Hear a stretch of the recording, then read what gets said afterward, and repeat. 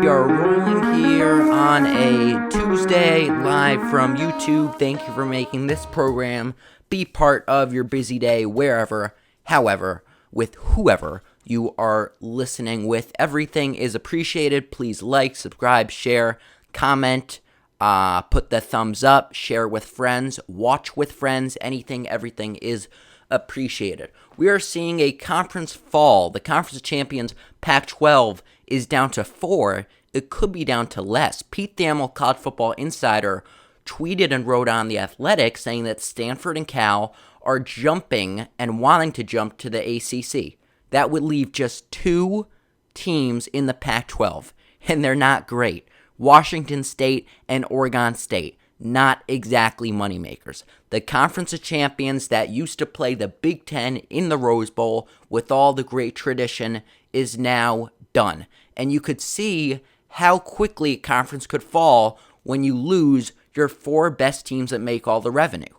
USC, Washington, Oregon, and UCLA all made the most money. Great football, great education. In California, great fan base, great name, lots of media exposure.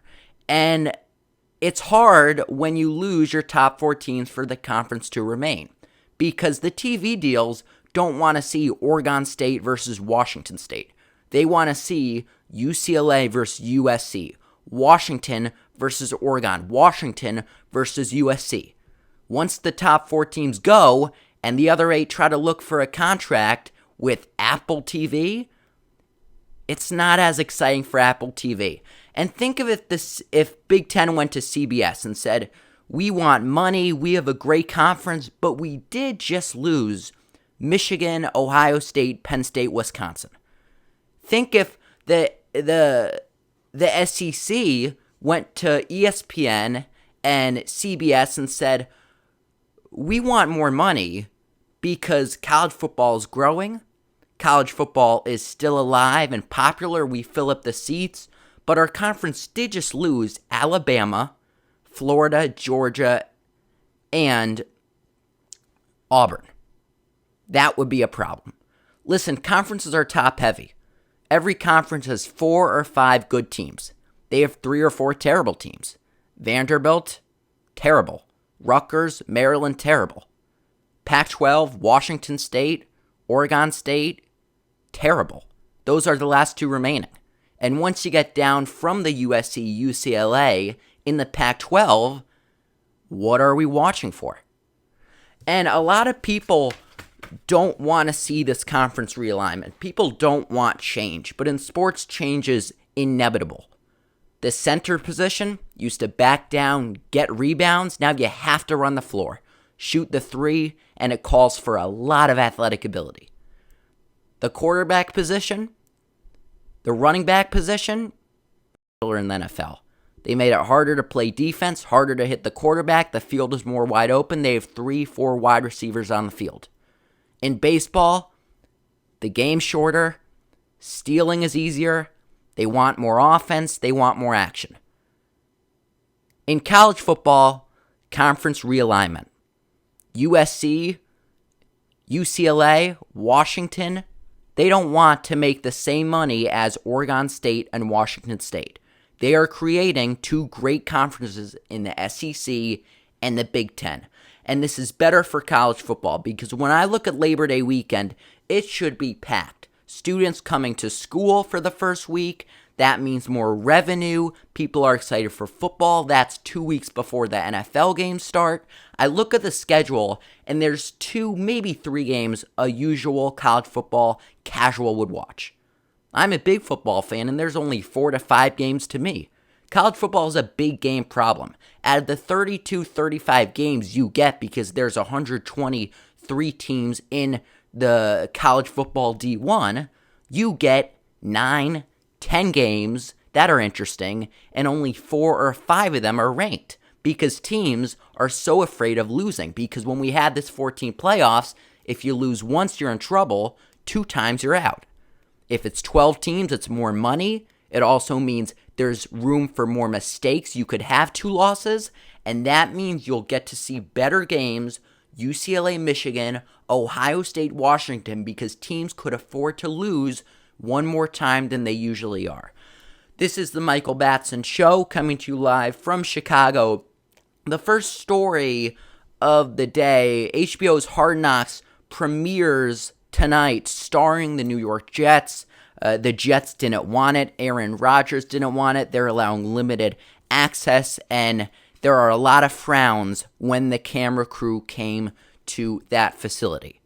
But you don't blame them for picking the New York Jets. If HBO had a choice, Jets, Cowboys, those are the two teams. And you want to know why the Cowboys are Americans' team? I've always wondered this, and I got the answer a few months ago. Why they always play on 325, why Tony Romo and Jim Nantz are always calling the games, and they're always on Monday Night Football, because there's so much to talk about with them. They have so many storylines. They have so many things that the media could discuss and argue about. If we bring up the Tennessee Titans, who's going to argue about them? Will Levis is good. If we bring up the Texans, not much to argue about. If we bring up the Cowboys, lots of storylines.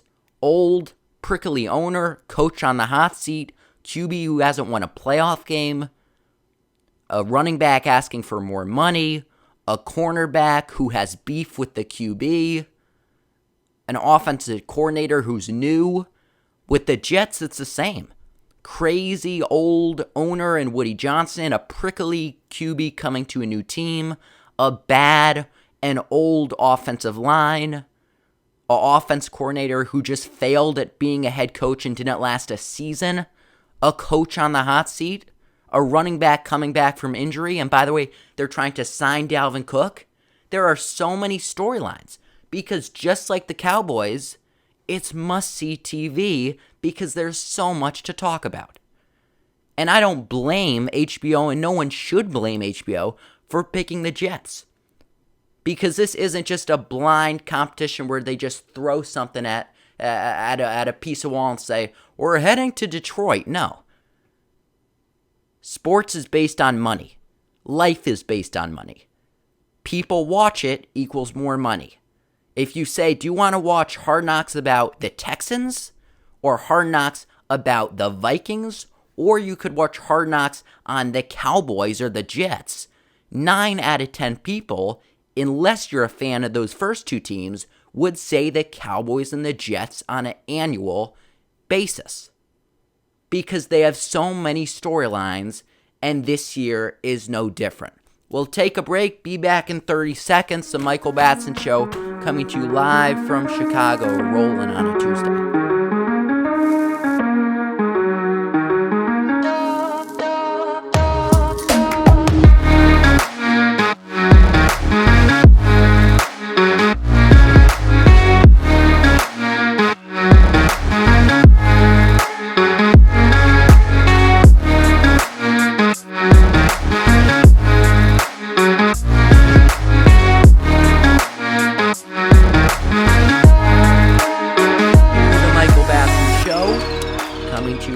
From Chicago on YouTube. Angels are 0-7. Since the trade deadline, 8 games back of the wild card, 12 back of the division. They probably won't make the playoffs. This is bad for baseball. This is bad for the fans, for the Angels, but also the MLB in general. Because they need their stars in the playoffs. How good would it be if Shohei, Mike Trout, and an Angels team that have never won the World Series went deep in the postseason and played a team like the Yankees with Aaron Judge? That would be interesting. The problem with MLB is that most times in the World Series, the stars aren't in it. Of course, David Ortiz and Derek Jeter and those players had some great rivalries and great games and series, but most times, the best players in the MLB from that year don't make the World Series because it's not one person or 2 or 3 players like the NBA and NFL. You need pitching, you need a good owner, you need 12, 13 other really solid guys to contend. Mike Trout hasn't made a World Series. His pitching, his team sucks. But it's also funny how it doesn't matter that you don't make a World Series in the MLB. It doesn't matter for your legacy. Tell me how many Ted Williams has. How many David Ortiz? How about Lou Gehrig? I don't know. Not because I don't know sports, but because I don't pay attention. It doesn't matter. How many Jordan has? He has 6. Tom Brady, 7 championships. That matters. How many Joe DiMaggio has? It doesn't really matter. Because the MLB postseason is great if you want to watch it, but it doesn't have individual storylines. It doesn't have great players. The NBA and the NFL has great players and great storylines in their championships. There has been 6 NBA series finals in the last 50 years that have got 20 million viewers. 3 were Golden State and Cleveland. 1 series was the Heat and the Spurs, Mavs, Heat, and Lakers, Celtics. Great players, great storylines. Tom Brady, Eli Manning, their second Super Bowl matchup, that got 110 million. The most ever was this year. Hurts trying to get his first Super Bowl, big brand, big name, Kansas City Chiefs with a big fan base, with Patrick Mahomes trying to get a second Super Bowl. That is a big storyline with big names. The MLB doesn't have it because it doesn't really matter. Their stars don't always make the playoffs, let alone almost never the best player in baseball has a shot to win the World Series. Shohei Ohtani, Mike Trout, 2 of the best players in baseball, will not have the chance to win the World Series. That's not that bad for the player because we don't hold them accountable for championships. If Marino had a Super Bowl, he would likely be 1 or 2. If Montana didn't have a Super Bowl, he would be 6 or 7 or 8. We judge players based on Super Bowl and championships in other sports, but not in the MLB. Again, tell me how many Lou Gehrig has. Ted Williams. It doesn't really matter, and I don't care. No one does. It's about your individual stats, individual success. Because the best player in baseball usually does not win the World Series. This year, it's going to be no different. Shohei Ohtani, the best player in baseball, will not compete for the World Series. Mike Trout will not compete for the World Series. And that is bad for baseball because you want the best storyline and the best player in your championship. The NFL, the NBA does that. The MLB, hell no. Let's go to headline news. So the top 100 was released. Patrick Mahomes went 1, Jefferson 2, Hurts 3, Nick Bosa 4, Travis Kelce 5. I'm not a big fan of this. It's like when they put out the Madden ratings. People like to talk about it. Big on social media. Players like to tweet about it. I don't really care. It's all about Start tonight with breaking news. Who has the best highlight reels. Justin Fields is 1 above Trevor Lawrence. He has a better running ability. He has a better highlight reel. He's better and more exciting to watch for a quarter or for a game. But do you really want Justin Fields over Trevor Lawrence? Hell no. Kirk Cousins, he had a good year. He's on quarterback. But was he 56 spots better than last year when we made this order? Hell no. So I don't really care. It's cool. It's fun to talk about. And this is what makes the NFL great. It's a 24/7 sport. NBA, MLB, you have a few good days in the offseason where you get to talk about their sport. But in the NFL, it is a revolving window of stuff to talk about. It is always on the news. They always have headline news going. Right now, we have a list. It was a few weeks ago, video game rankings, and somehow we're still talking about it because NFL rules and is king. NFL does it right. They have stuff throughout the offseason.